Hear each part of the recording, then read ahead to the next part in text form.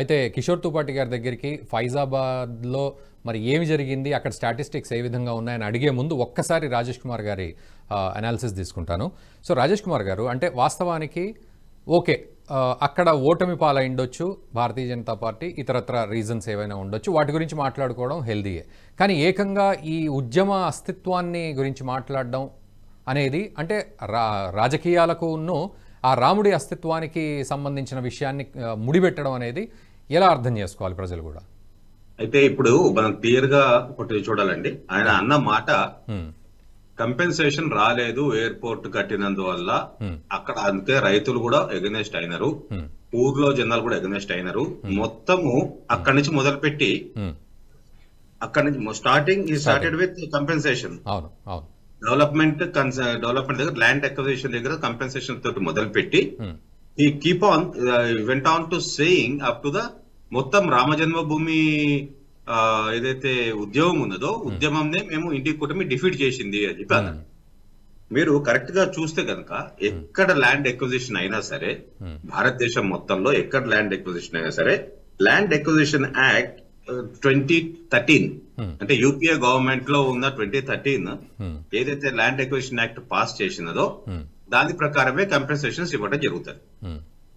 So ఇక్కడ కూడా Faizabad collector ఇచ్చిన ఒక ల్యాండ్ ఎక్విజిషన్ లెటర్ మీకు ఒకసారి కావాలంటే నాకు షేర్.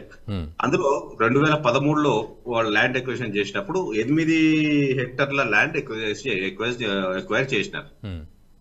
చేసి వాళ్ళకి అడిక్వెంట్ కంపెన్సేషన్ ఇచ్చినాము. తర్వాత రీలొకేషన్ కి కొన్ని ఫ్యామిలీస్ రీలొకేషన్ కి దగ్గర ఒక 0.8 హెక్టర్స్ రఫ్లీ 1 ఎకర్ ల్యాండ్ రిహాబిలిటేషన్ కోసం వాళ్ళకి ఇచ్చినాము అన్నది.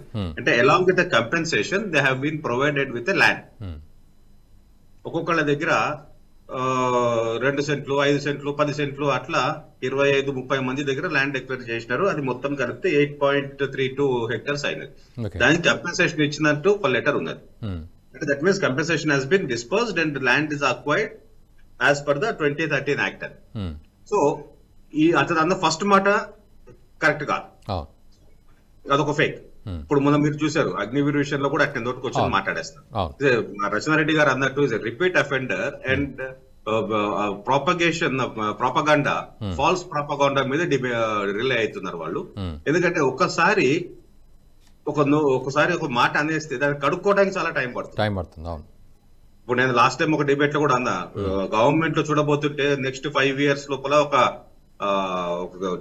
మినిస్ట్రీనే కావాలి. వీడు అన్న ప్రతి మాటకి దానికి క్లారిఫికేషన్ ఇవ్వడానికి, పడేసిన చెత్త దుమ్ము దులుపుకోవడానికి ఒక దుమ్ము దులిపే మినిస్ట్రీ ఒకటి కావాలి అని చెప్పి. ఎగ్జాక్ట్లీ అలా ఉంది situation. Everyday he will do some or other false propaganda and government has to repeatedly give explanations to that. అంటే he don't want to continue any good things. Development కట్టడం ఇప్పుడు ఈయన చెప్పిన మాట ప్రకారం చూసి రేపు పొద్దున ఎక్కడ ఎయిర్పోర్ట్ కట్టకూడదు. ఎందుకంటే వాళ్ళకి తెలుసు, వాళ్ళు ఉన్న 70 ఏళ్ల కాలంలో కట్టిన ఎయిర్పోర్ట్ 74 అయితే లాస్ట్ 10 ఏళ్ల కాలంలో కట్టినవి ఇంకొక 75 ఉన్నాయి. రేపు పొద్దున ఎక్కడ డెవలప్మెంట్ కోసం, రోడ్ డెవలప్మెంట్ కోసం కానీ, ఇన్ఫ్రాస్ట్రక్చర్ డెవలప్మెంట్ కోసం కానీ ల్యాండ్ ఎక్వైర్ చేస్తుంటే ప్రతి దగ్గర వీళ్ళు ఇదే మాట మాట్లాడారు. అంటే it's creating a kind of A panic situation for any other government. UP government కావచ్చు, రేపు తెలంగాణ గవర్నమెంట్ కావచ్చు. ఎక్కడ ల్యాండ్ ఎక్వైర్ చేయాలన్నా సరే వాళ్ళు భయపడాలి అండ్ డెవలప్మెంట్ మొత్తం ఆగిపోవాలి. దీన్ని మనం ఒక్క రామజన్మభూమికి, రాముడికే కాదండి, ఇది దేశవ్యాప్తంగా అన్ని అంశాలతో పాటు దేశ అస్తిత్వానికి కూడా ప్రమాదకరమైన మాటలు మాట్లాడుతున్నాడు. ఇక్కడ రాముడిది విడగొట్టినాము అన్నాడు. రేపు పొద్దున దీంతో ఏమైందంటే రేపు పొద్దున ఎక్కడ ఏ ఎడ్యుకేషన్స్ కి, ఏ గవర్నమెంట్ కి, ఏ పొలిటికల్ పార్టీ సపోర్ట్ చేయాలన్నా సరే, ఇప్పుడు అయోధ్య అయిపోయింది అనుకోండి, కాశీ కానివ్వండి, మథుర కానివ్వండి, ఇంకొక 40,000 గుళ్ళు ఉన్నాయి. వీటన్నిటిని కూడా మనము ఏదో ఒక రోజు కూర్చోబెట్టి మనం క్లారిఫికేషన్ తీసుకోవాల్సినట్టు మనం ఆలోచన చేయాలి. ఎందుకంటే ఎవడో వచ్చాడు, the third person who is no more, is a invader. బయట నుంచి వచ్చే దురకర్మదారుడు, దుష్టుడు మన ఇల్లు మన ఆస్తి ఆక్యుపై చేసుకుంటే మనం వాటికి దృష్టిలో పెట్టుకుని వాటికి సపోర్ట్ చేయాలన్నా, ఇవాళ ఉన్న సిచ్యువేషన్ తగ్గట్టు క్లియర్ చేసుకోవాలి మనం కూర్చొని. అది అటువంటివి జరగకూడదు, డెవలప్మెంట్ జరగకూడదు, మన సంస్కృతి మీద దెబ్బ. ఇది ఒక్క మాట ఏదో మామూలుగా పిల్లవాడు నోటుకొచ్చినట్టు మాట్లాడతాడు అనుకోవడం కాదండి. ఇతను రచనారెడ్డి గారు చెప్పినట్టు he is tactically using his tongue. Tongue slipping అయ్యే మాట అన్నట్టు కాదు. ప్రతిసారి ప్రతి మాట పార్లమెంట్ లో హిందువులు హింస హింస హింస అన్న, ఏంటది శివుడు త్రిశూల భూమిలో పాతిపెట్టి కూర్చున్నాడు అన్న, అంటే మనం ఇంకెవ్వరు కూడా మనం ఏమి మాట్లాడడానికి వీల్లేదు, నోరు ముసుగు కూర్చోవాలి అన్నట్టు. సో ఇంటెన్షనల్ గా జుదా అంటే తప్పు లేదు. ఇవాళ హిందువులు హింసకులు అయి ఉంటే నూపూర్ శర్మ లాంటి వాళ్ళు వాళ్ళ ఖురాన్లోనో వాళ్ళ హదీస్ లో ఉన్న మాట చెప్పేందుకు ఆమె ఎందుకు లోపల కూర్చోవాల్సి వచ్చిందండి? రేపు పొద్దున ఎవరి మీద వాళ్ళ మీద ఎవరు మాట్లాడినా వాళ్ళ మీద ఒక ఫత్వా ఇష్యూ చేసే స్థితిలో ఉన్న, అంత భయపడుతూ ఉన్న బతకాల్సిన అవసరం ఉన్నదా? మనం హింసకులమా, మన మీద హింస జరుగుతున్నదా?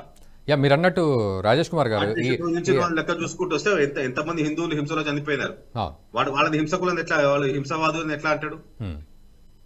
Is a repeat offender and wantedly దుమ్మెత్తి పోస్తున్నాడు. దాన్ని కడుక్కోవడమే మన పని అవుతుంది. It is creating a false narrative. Okay, every time is creating a false narrative wherever he get a chance. ఒకసారి కిషోర్ తుపాటి గారిని కూడా ఫాల్స్ నరేటివ్ మీద somebody has to file a case for his all these things and he has to be punished under the law of the land. Exactly. So దాని గురించి కూడా ఒకసారి నేను అతను ఇచ్చేస్తున్నాడు. అసలు first of all whether his MP క్యాండిడేచరే మనకి క్వశ్చన్ మార్క్. ఎంపీ క్యాండిడేచర్ కాదు, యాక్చువల్ గా his citizenship is a question mark. అక్కడి నుంచి మొదలు పెట్టాలి. ఎందుకు వదిలి పెడుతున్నారు? ఓకే, ఈ వీడియో మీకు నచ్చినట్టయితే లైక్ చేయండి, 10 మందికి షేర్ చేయండి. అలాగే కామెంట్ల రూపంలో మీ అభిప్రాయాలను మాతో పంచుకోండి. Nationalist hub group of channels ను సబ్స్క్రైబ్ చేసుకుని తెలుగునాట జాతీయవాద జర్నలిజాన్ని ప్రోత్సహించండి. ఈ వీడియో కింద ఉన్న బెల్ ఐకాన్ పై క్లిక్ చేయడం మర్చిపోవద్దు.